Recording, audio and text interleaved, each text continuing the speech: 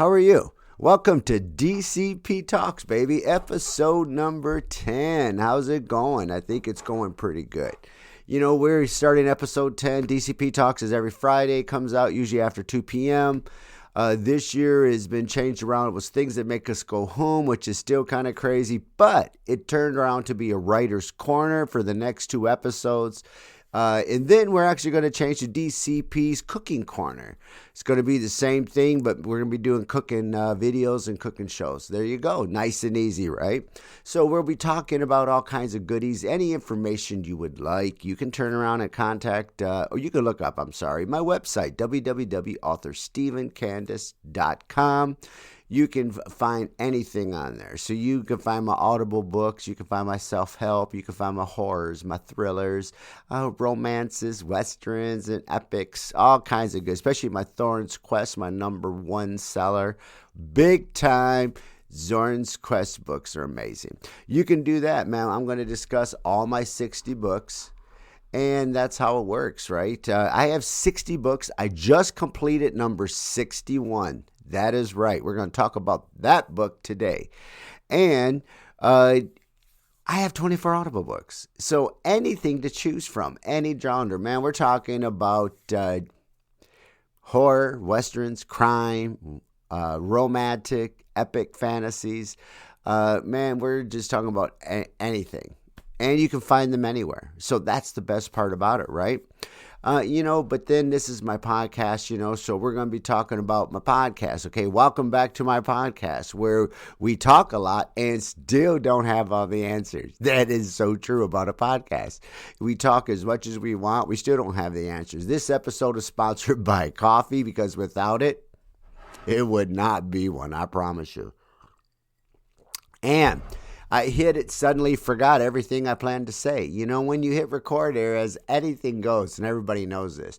My son does movies, right? Pee-wee. That's amazing. Kiwi Productions, okay? So he does short films. And, that's hilarious. It's how many times you want something and you forget to hit record, got to go over again. You know, professionals, you have somebody to do it for you. That is their job, right? But me being the unknown where I am, okay. And, this week's books we're going to talk about The Quarter Mile, which is coming out right now. It's coming out in 2 days. Yeah, baby. It's a horror. It is a horror flick. It is a well-known happens. Okay, we're going to talk about it, right? But a gentleman friend of mine has asked some questions about it. So, because he's really intrigued about it and he wants it right now. And mine's on my way. And as usual, I suck at these things. We all want this stuff. And then what do? We forget to order it. I do. I suck at it. And then when I want it, I don't have it. And then the next book we're going to talk about is The Dark Path.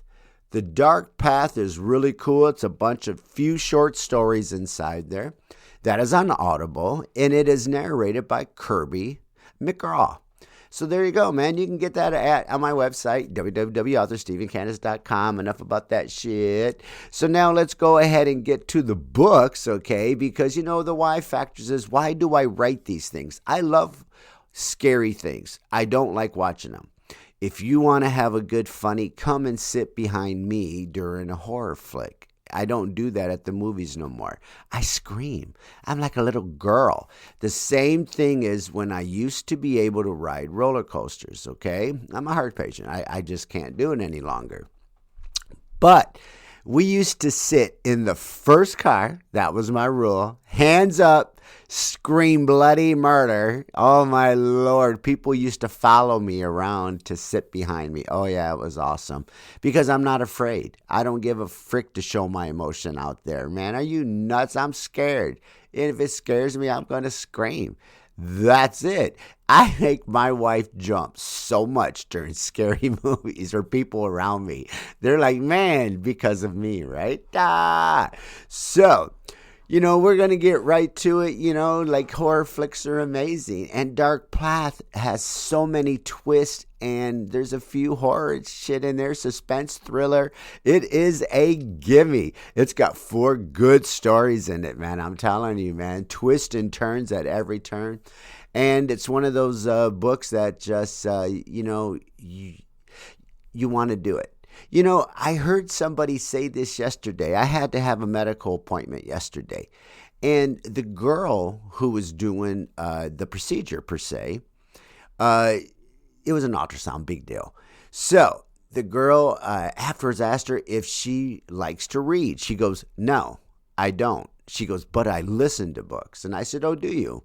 And her exact words were, "Especially when I do my crafts." So while I'm doing my needle pointing or whatever she said she was doing with the needle, she says that's when she listens to her Audible. She goes, it makes her get into a groove. Now, there you go. So someone is given a good clue about an Audible. There you go. So let's get to our friend, Mr. Stk Filet, a chef from New York City. And I have a few questions, he says, about the quarter mile. Well, let's get to it. He's seen the cover, and he really is intrigued when he read the thing. You have 1,320 feet to survive. Okay, that's what it comes down to. And what it comes down to in this book is that there is a lot of shit that goes wrong. That's all I can say. People, get trapped in this fog. They feel they have to leave. Why people leave their cars, I've never knew that shit. But people feel they have to leave sometimes. Well, they get trapped in this fog, and then shit happens in this fog. Then people come to help, and then more stuff happens. So, it is a twist and turns at every man. So his question is the fog a natural phenomenon or something supernatural? No, it's actually there is a reason for this fog, as you have to find out. And so it is one of those things where, nope, it's not a supernatural. Who is the first person to realize the danger of the fog? That is really funny question that he asked there, because when people go into a scary situation, why do they keep going? Why wouldn't you stop, turn around? In this case, these people, everybody that is in this book that has happened, has been driving down a highway, and then they are in the fog without realizing it until they're too deep, and they can't seem to find their way out. That's how basically it happened. So the first person to really realize the danger of it was Sheriff Miles Davis. He was the first person. And that was after 88 people didn't realize what it was. Is there a leader amongst the trap group, or does chaos take over? It's always funny about it how there are natural born leaders. I'm a natural born leader. I've always been in a position to be in management. It's just always happened. Same as my sisters, same as my cousins. They all own businesses. My family, my sons and daughters are all in management. It's funny, eh? Yeah, it is kind of weird. Or they own their own business. Like, it's just what it is. So to me, it is one of those things where, it's let's see. How do different characters react to being trapped? Always. Everybody reacts differently. Make sure you remember that. Make sure you remember that in this book, fear is the number one factor.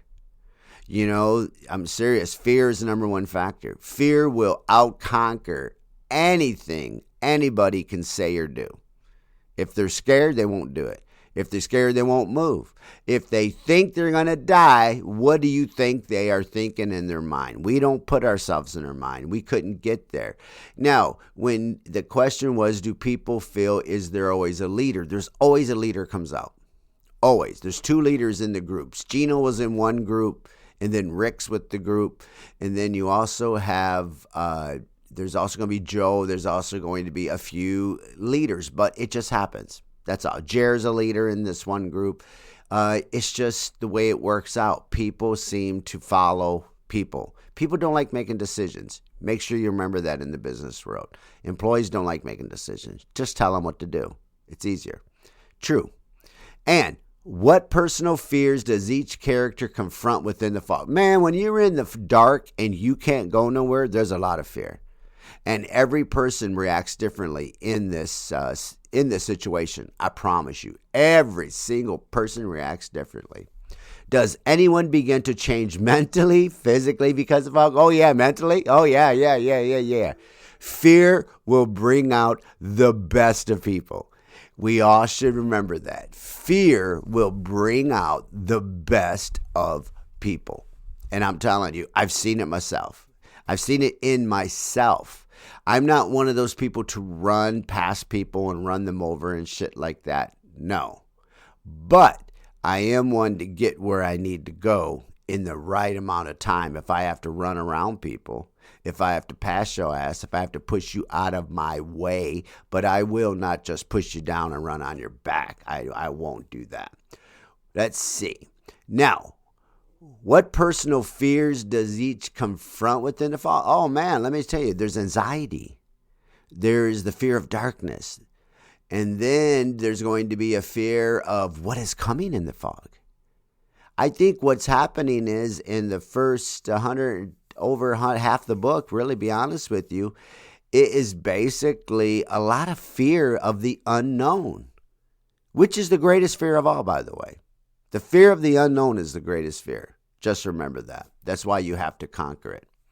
Does anyone change me? Oh, yeah, they all do because the horror elements. What unseen horrors lurk in the fog? Oh, there is a deadly horror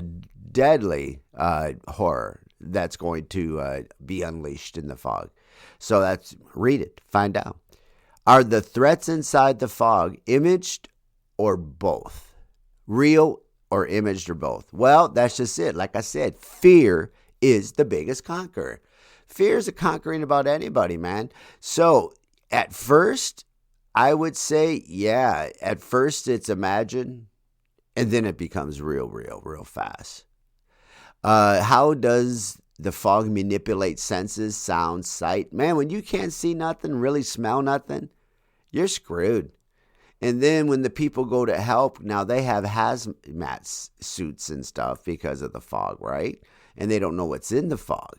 Now, and then it becomes a completely different story. So, I mean, hey. What's the most terrifying moment in this story? Oh, let me tell you.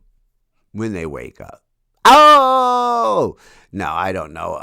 There's a lot of things in this book that are pretty spooky, especially the ending is a good twist. What does the fog symbolize in a quarter mile? Well, the reason why is the fog is only contained with a quarter mile radius so far. There's a reason. And therefore, it has to be contained, or otherwise it could spread if it continues, right? Like anything else in the world. Does the story explain human nature under pressure of fear? Oh, hell yeah. There's a lot of explanation of why people are stupid or why people do what they do. And then survival, strengths, intelligence, or luck. When it comes to survival, there ain't no skill in running on your ass and trying to think. Yes, if you're tough, if you know karate, if you know martial arts, if you know MMA, if you know all these moves, it will help you at one point. But when someone's scared and there's 100 people running, what do you think? You think that's going to help you when you turn around and go, yeah? No, that shit, you're running with everybody else until it's time to brawl. Then you can stand on your own. That's true.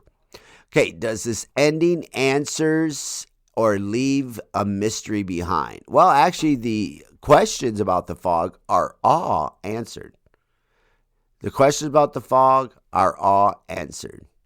And is the mystery left behind? Well, I mean, the questions about the fog are answered. But like I said, do they find everything out? I don't know. Could the fog return? Well, if people don't take care of certain situations, Yes, but I doubt it. The fog should not return in this source. All right. Well, there you go. Well, thank you, Mr. Stk Filet, about the quarter mile. Let's check that out one more time. Hey, there you go, boys and girls. I do have Kiwi Productions, though. They are working on a new cover for me. So this cover will be out until the new cover comes blending in. Once that cover comes in, baby, then we are golden with the new one, all right? All right. Let's get a little drink of coffee. Now, Mr. T. Queravo, he actually really liked the first story in The Dark Path. And he was about to get to the other two when he sent me and said, listen, I got to ask you some questions about The Dark Path before I get really deep into it. And I said, sure, go right ahead. Oh, that was a good one, wasn't it? You got to like that when someone does that. So, what connects the stories in The Dark Path? Well, really, you know what it is? All the stories, I have a really shitty habit of combining people into different stories. And in all these books, there's a couple except for one book. So out of 4 books, 3 books, there's a couple that has been in every book. So they don't, okay, you're going to find that when I write completely about, like with Escape, okay? With Escape is about a prison, a guy that has to go to prison. With Diesel, there's a dog, okay, that the paranormal kicks in. So there's different ways of writing, but different ways of bringing people into a story. And that's why, because they're actually in 5 different books until the last book. Sleepy Waters Campground. So, I mean, Mike and Mindy, I'll just tell you who they are. So when you see their name, you'll be like, oh, I know Mike and Mindy. What other book are they in? Oh, they're in that book too. Very short little scenes, but like anything else, a cameo, they get in, they get out, but there's a reason why they're there. Hey! So all these 4 stories, what connects them? They're all twists and turns, and they're all really books I like because of just, they're the beginning books. They're the books of my, beginning after my first 2 years of writing. Then I started to think outside the box more. And then that's what it is. So, why is the book called The Dark Path? Because everybody has a dark path that they have to go down. Everybody. I have a dark path. You have a dark path. We all have a path that we do not like to go down. And the dark path is that one. Does each story take place in the same world? The same Earth world? Yes. The same time frames? Maybe not. And are they close together? Well, the funny part is, all of my books, if anybody realizes, Beamer Falls is where everything seems to take place. Evil and everything lurks in Beamer Falls. And I have used Beamer Falls for years. And Beamer Falls is, I guess you would say, around Beamer Falls, surrounding areas. Escape is different. He has to travel. But yeah, there's been a lot. No, they're same world, but different places. Okay. Is there a hidden message link in all 4 stories? No, not at all. I'm starting to get better with that. I'm starting to get better with putting names in different books to make you think about that book as well. Life on the Prairie is one of the things, One Family's Journey. There's 3 books. And then John Tillis, he's in 2 of those books. His name comes up. So therefore, now you get to know. And then in John Tillis, he mentions Laura Jenkins in book 2 under the Colorado Moon. So therefore, I kind of coincide them together. You know what I mean? So that's coming, right? So there we go. Which story is the scariest? It depends how you look at it. I would say Every Rose Has Its Thorn. Oh, yeah. 13 Roses. That's a beauty. That is a deadly little book. That could be a movie out there, which would be a scary thriller. And man, and it can continue, by the way.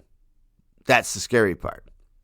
So, it is something that is deadly. It kills a whole town. So therefore, there you go. I gave you something fucking to read about right there, man. It kills a whole town. I don't know about you, but that's something deadly, okay, when we're talking about that. So that's a good masterpiece theater, I think I call it.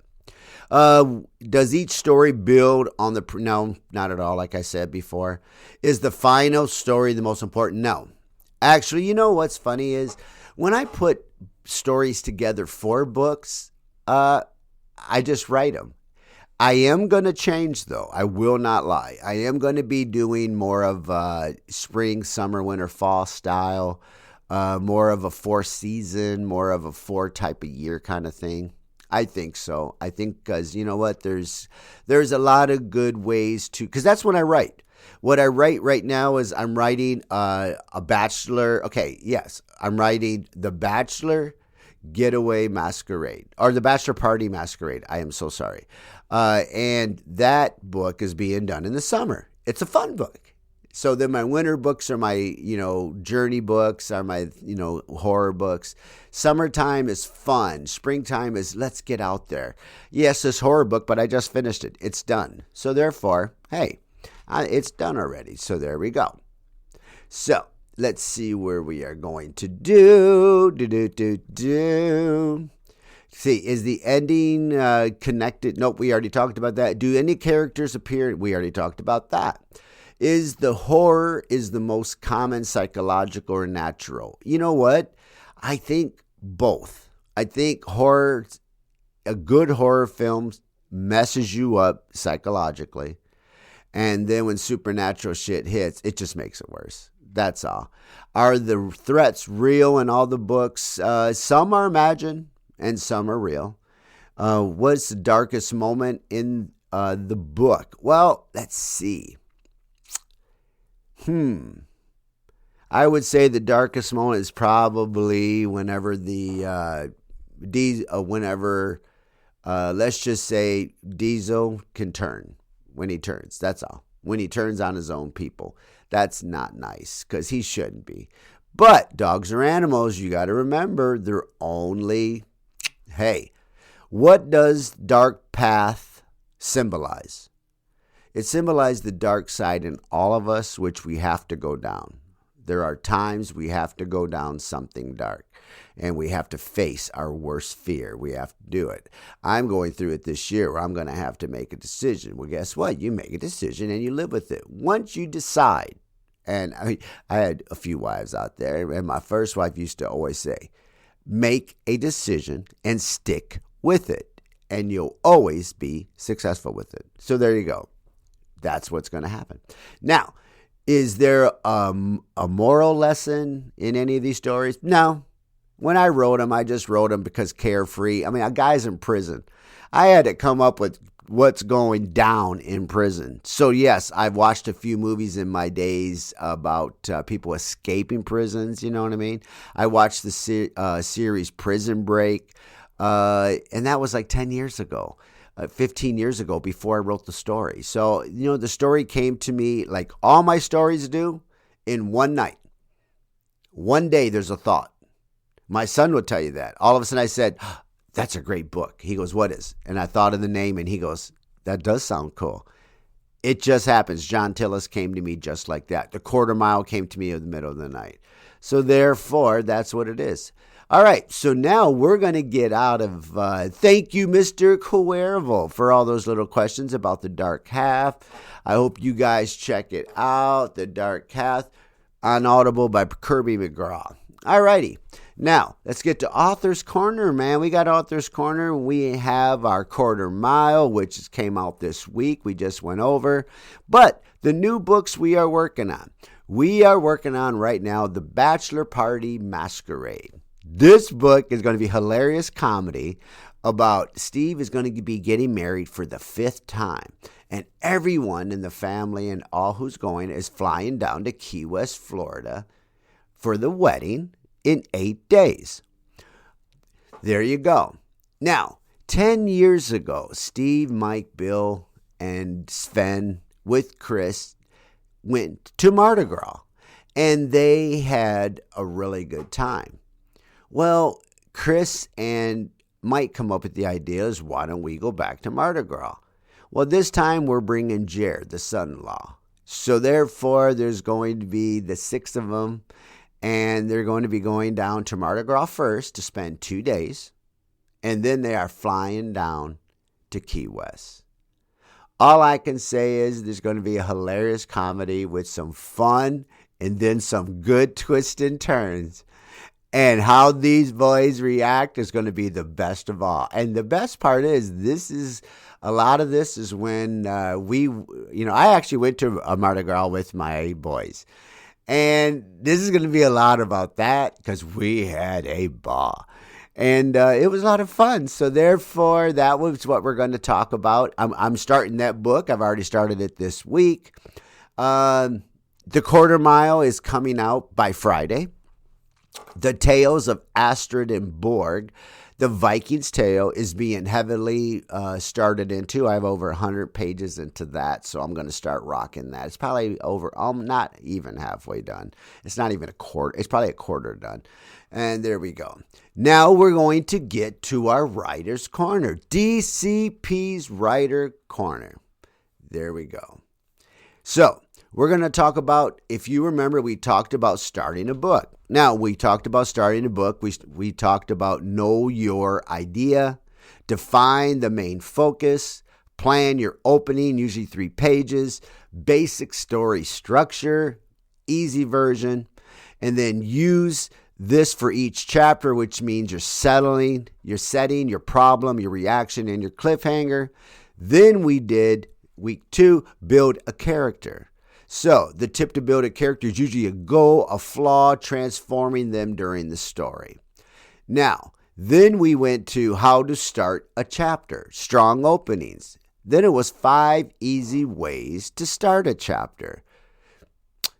Give enough to make readers curious, if you remember, okay? Remember the quick rule. A chapter should start with something happening and a question. Or a question. Just remember that. Simple book outlines, 3-act structure, if you remember. Remember we talked about villain characters, romantic character outline. The tips were make sure your characters usually have emotional wounds, personal growth, or meaningful connections. Always remember that. We talked about the Final Fantasy, you like that shit, about fantasy characters, right? They should have a quest. Are they in a magical world? Do they have personal growth? There's 5 ways then we talked about to customize a chapter. So we did pretty good in week 3, okay? So we actually crushed that one pretty good. So when we're talking about customizing a chapter, there's pro tips is take each chapter like it's a mini story. That's what I try to do. I try to fit a little story into a story. And then what we're going to do this week. This week we are going to plan your manuscript. Because now that you've already done all that, you're going to put all that together now, right? And then we're going to plan on organizing your manuscript. So when you organize your manuscript, you want to put 4 stories in the correct order.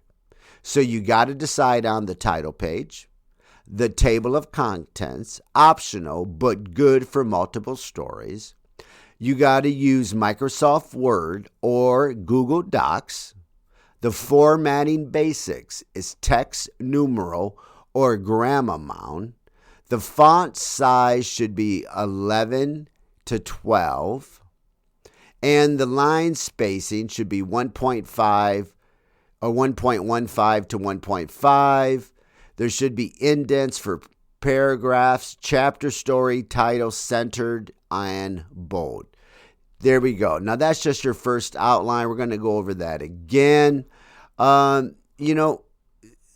turned around and was thinking about that because when I put my stories together, this is exactly my format. The only difference is I'm a senior. I've got bad eyes. So I do my font 12 or 13. That's what I do. I don't do 11. I have bad eyes. So, and my books that I've had commented on that they love the bigger font. Now, it is what it is. But I just did a book with 12. I'm going to try it out again before I do the next book first, if I'm going to do 13 or whatever. But normally, let's do it again. You want to organize your manuscript, put all 4 stories in the correct mode. You got to decide on the title page. You got a table of contents if you want to do it. You want to use Microsoft Docs. Microsoft Word or Google Docs. I use Microsoft Docs. That's what I use. I always send my books in docs. There used to be rich text you can use as well. That's a fact. I know it already. I can tell you the answer. I've done enough books. So I use Microsoft Word Docs. It is the best. That's all I'll tell you right now. And any program takes it, by the way. Any of my program takes it. So therefore, it's the best way to go. You want to use Times New Roman. Wow. Times New Roman or Grammar. I never use Grammar. I always use Times New Roman, always. It's just a better, only, and then when I do my chapter titles, I may change it to footnote or something different. Otherwise than that, no. It's always Times New Roman, always. The font size they're telling you to use is 11 and 12, which would make sense. I like 12 or 13, personally. That's me. The line spacing, 1.5, I use. I don't use 1.1. I never thought about 1.1. I should try that. That could be different. The indent paragraphs always, chapters always. Now, we're going to get to create your cover. So when you create your cover, like my title, The Dark Path, per se, you want to add your name. You want to use dark if it's horror image, shadows. You can do anything like that. So we're just going to go with horror for the now, just so you know. So you can use Canva, which is easy, Photoshop Advanced. And what you want to do then is you want to make that image come forward. And then you want to get feedback. Ask your friends, ask your family. I do this all the time. Do you like this cover? They don't know what I'm doing with it. I'm like, what do you think? And I asked another one, what do you think? Oh, what do you think? Hey, why? Okay, then you got to ask yourself when you look at your cover, was anything confusing about it? Will anybody look at it and say, I don't know what this is? What's the scariest part? And use their feedback to improve it. I mean, come on, man. Be smart about it. Then your final proofread, after you get your cover, then you're going to final proofread it. That's what I always do. Then you go through one last time, which is what I'm doing with the quarter mile. I have to reread it one more time. So when people don't say authors don't read books, we read more than anybody out there because we have to read each one of our books at least 2 or 3 times without anybody realizing it. You are constantly reading chapters. You're constantly reading. We can read fast. There's very few authors out there I don't know that can't read fast. I can get through 200 pages in really 3 hours max time, and that's a max time. I can blow through it really fast. It's just what it is. To me, I just read. So proofreading one last time, fix your mistakes, whatever you do. My sister she's my nemesis, I swear. She will read a book and go, hey, Pichu, page 83, there's a word, it doesn't look right. Piss off. No, I'm like, you know what I mean? But still. Thank you, because now you can fix it. You don't want readers. It's funny, I read books out there with mistakes and didn't think anything of it at first, but you think about it. Like Perfect Storm had a mistake, a couple. And there was another book that had a couple, and I was like, why do these books have mistakes if they're at a publisher? But people are human. And if you're not letting AI take over, which I'm not, because I don't believe in AI, I believe in AI for certain things. I don't believe in them for writing and songs, writing books and shit like that. No. So to me, no. Make sure everything looks clean and professional. You got to go through every page several times to make sure everything is clean and professional. And that's it. Then you want to publish it.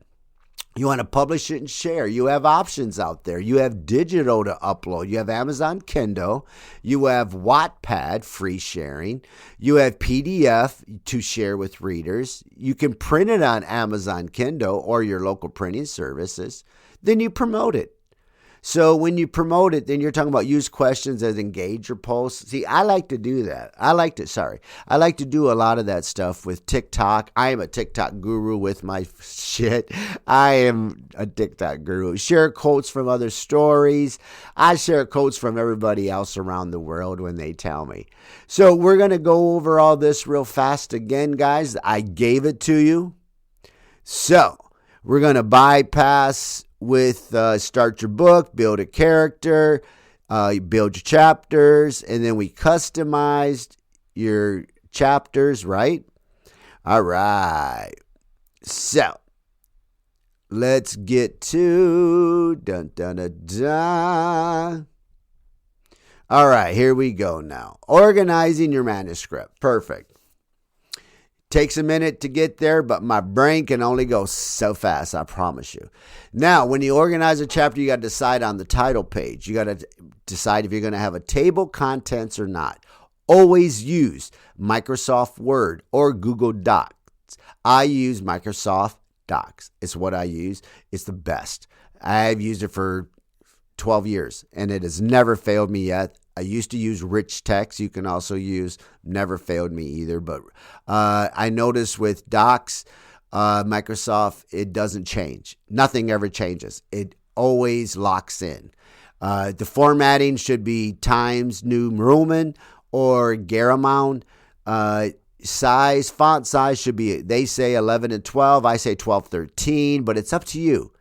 This is your choice. 11 and 12 is what they say we should use. I like 12, 13 because I'm an old guy. That's all. And line spacing should be 1.5. They say 1.1 to 1.5. I'm going to actually try 1.15 today to see how it looks. Why not, right? Indent paragraphs. We have chapter, story, titles, centered and bold. Yes. I like to put my chapters over to the right. I used to put them over to the left. Now, these last few books, because there's not as many chapters, I bold it right in the front into the middle. Then we're going to create a cover. So I use the dark path naturally. Since it's horror, I went with the dark cover. I went with fog, shadows. Oh, it's a good cover too, man. It's a dude walking downstairs wow, it's a good gray and black cover. It's a good spook cover. Now, you can use these with Canva, Photoshop, if you're an expert. Get feedback. Ask your family and friends what they like. I do it all the time. Okay, hey, was anything confusing in it? Was there a scary part? Did something not fit? There you go. That's the cover. Then you're going to final proof it. So, go through it one last time, fix your small mistakes, make sure everything looks clean and professional. Just remember one thing. When you submit it and you put it through for a book, when they take it and it comes back, some of the stuff may not be in the correct places. You're going to have to go through it, see what pages, write them down, go back to your book, redo it, and do it over. And just send it in the manuscript. Easy peasy, I promise you. Then you're going to publish it and share it. You have options: digital upload, Kindle publishing, and Wattpad. I've never heard of that one there, but PDF and share to readers. You can do that, and you can use Amazon Kindle to print it or use your other services, whatever you want. Then you promote it. Push your books. I use TikTok and Instagram. I am a guru with books. I've shared over 1,500 videos about my books. There you go. Now, we're going to bypass that. I hope you guys got everything. Next week's going to be the last week about Steve's Writing Corner. Then we're going to get to, basically, it's going to be to DCP's Cooking Corner, baby. Do some recipes up. We're going to do the podcast live and do some recipes. That's what we're going to do. We're going to figure all this out, get it done, have a good time. And there we go. I got to give my shout out to all my peeps. What up there, Miss Ashley K? We got Mr. Svensky from Kiwi Productions. We got Shay from Sparkle and Soar. What's up, Mr. Gayman family and the Moody's and all my peeps out there. Holler, and there we go. Now, I'm going to leave you with, podcast is 50% ideas and 50% figuring out what we're going to go or how we're going to say it. It's so true. It's a lot of thinking and messing us. If confidence had a sound, it would be this mic. Even when I'm wrong, let me tell you what, you still go through it because you don't have a choice. When you make a mistake, live through it. Just keep going. Podcast is where talking to yourself becomes content. You just got to love talking about you. And I love talking to myself. I love to be heard. I talk to myself all day long around the house. I might as well put a mic in front of me, right? If it sounds smooth, just know there were 10 restarts before this. It used to be that way. Now it's not that way. Now you have learned to get in front of a mic and you learn just to talk. You learn just to get out there and do it. And, that's just how it works, baby.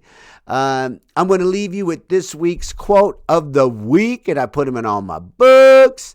And this week's quote is, you only fail when you stop trying. You only fail when you stop trying. Thank you, ALK Artwork. Thank you very much for that little quote of the week.